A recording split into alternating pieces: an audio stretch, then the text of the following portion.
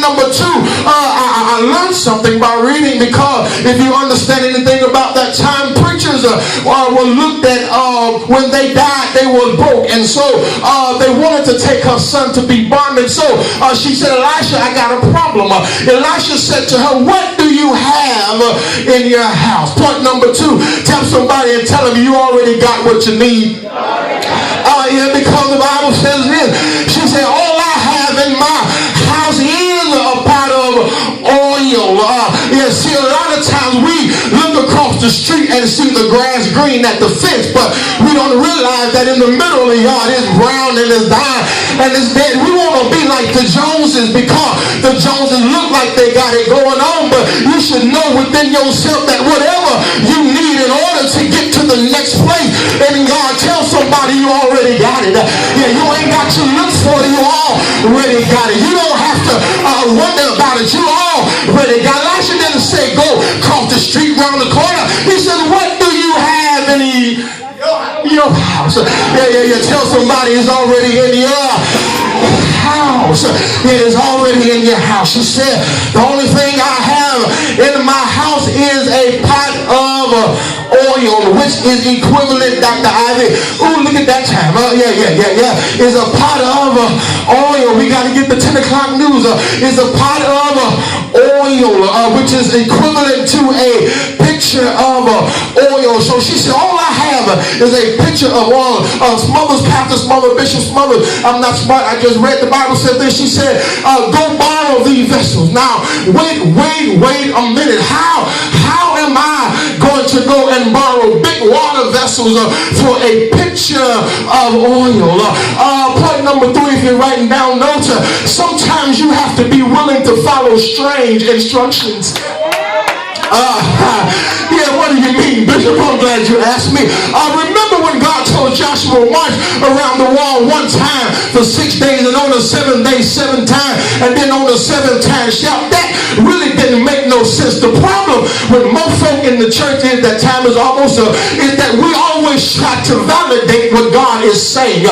We always try to make sense out of what God is saying. But wait a minute, how can we make sense out of what God is saying when he says that my thoughts are not your thoughts, my ways are not your ways? I take the foolish things to confound the wise. And so as mothers, here it is.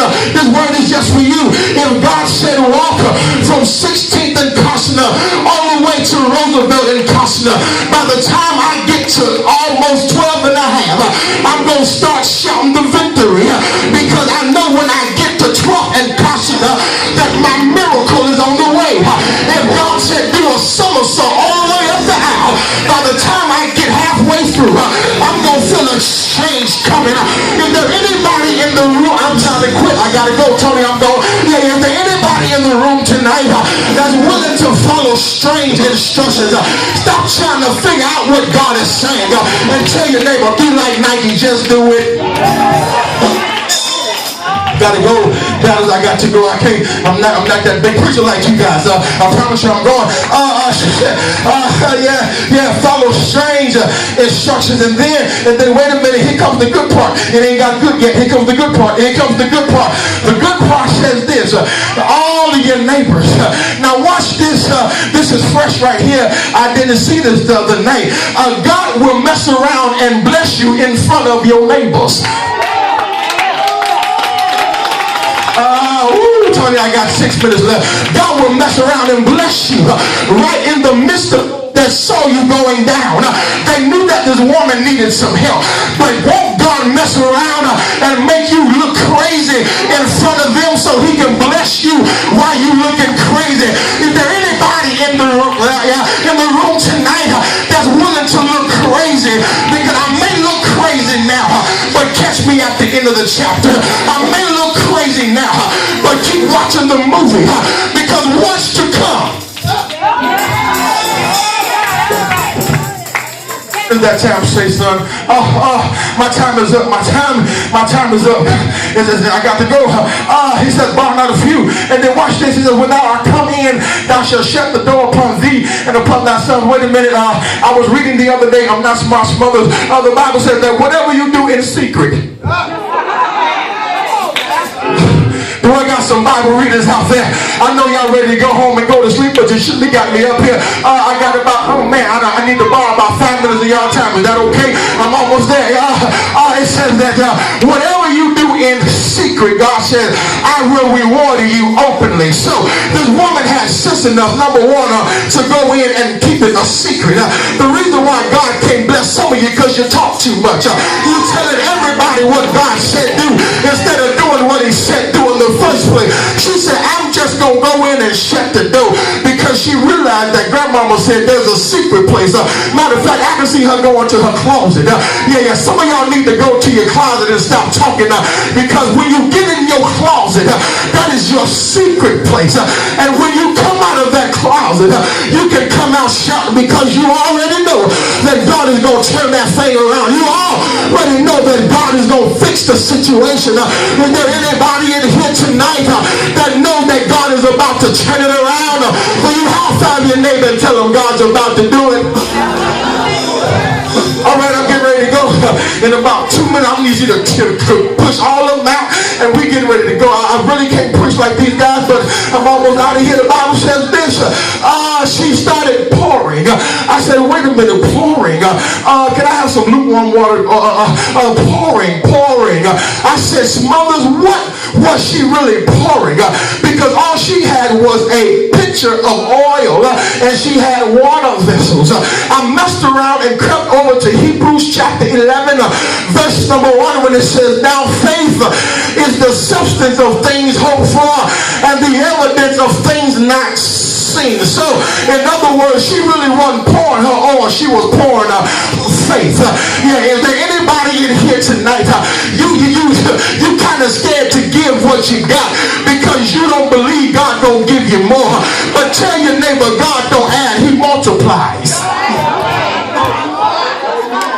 I'm trying to help myself. This is the first time hearing me, y'all. So he laughing at me too. You should laugh at me, Tony, like that. You're hurting my feelings. She started pouring, and ironically enough, if you keep reading the text, it says, and the oil stayed. Don't you know that God won't take your little bit, but he'll add to it, and you'll be able to look at and say, look what God has done for me. He won't take it from you, but he'll add it to you. Tell somebody he's a multiplier. Tell him again, he's a multiplier. This Bible says, and it came to pass. I'm getting ready. That's the key I need. And it came to pass when the vessels were full. Somebody shout full. So now watch this. That one pitcher filled up number of vessels. Don't you know that the song said little becomes much? Oh, y'all ain't ready to go with me yet.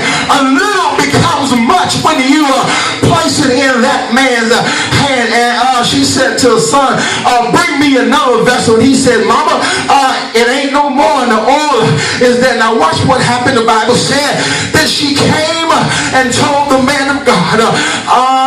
He said, go sell the oil and pay that debt. Stop right there. Since you were willing to seek out godly instructions, since you were willing to rely on what you needed was already in your house. And since you were willing to follow strange instructions, the Bible says, go sell the oil and pay your debt.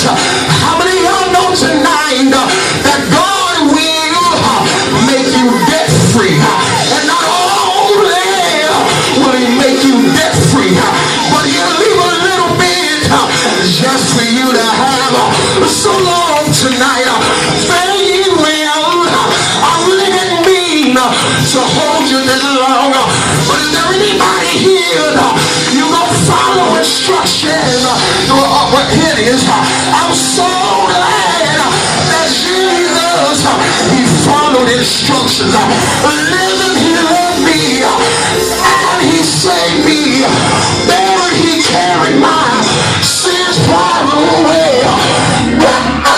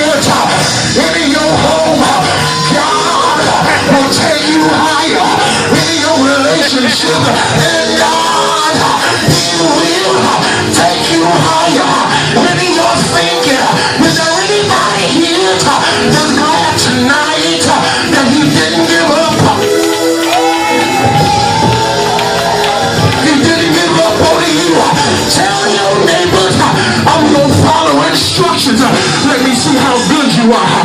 The Bible says, let everything that have breath praise the Lord. That's an instruction. Let everything that have breath praise.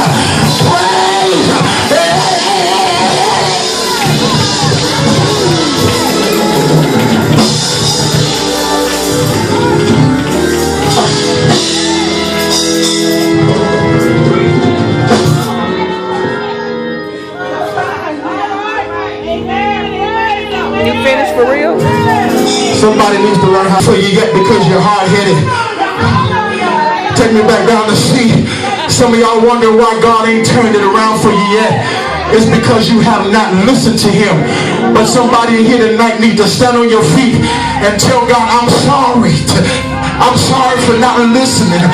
The first time you spoke, give me another chance to turn this thing around.